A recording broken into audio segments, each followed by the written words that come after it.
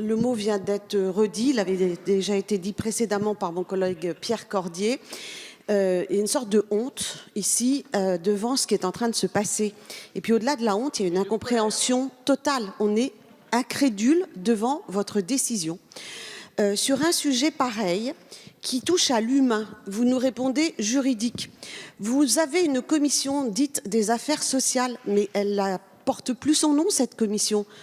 Est-ce que c'est parce que la présidente quand même de la commission, je ne veux pas faire d'attaque ad nominem, mais comment vous avez pu à ce stade, et je crois savoir que la présidente est socialiste, normalement on a quand même envie d'être dans la générosité, dans l'écoute de l'autre, dans l'humanité, puisque c'est quand même vers cela normalement que cela renvoie, et là sur un sujet qui aurait dû faire consensus, unanimité, là-dessus même, la majorité gouvernementale, une fois de plus, n'est incapable d'écouter. Et incapable d'écouter l'opposition quand à un moment, on essaye de mettre sur la table du concret qui touche non seulement l'humain, mais la vie de tout un chacun ici dans cet hémicycle, mais de tous les Français. Comment peut-on comprendre que tout à l'heure, à une voix près, la vie de milliers de familles va être complètement, j'allais dire qu'aurait pu être accompagné, aujourd'hui vous le refusez. Et je vais vous dire aussi, ça n'est pas la première fois que lors d'une niche parlementaire, vous êtes dans l'obstruction systématique. Je me rappelle du projet de la proposition de loi de la France Insoumise sur le burn-out.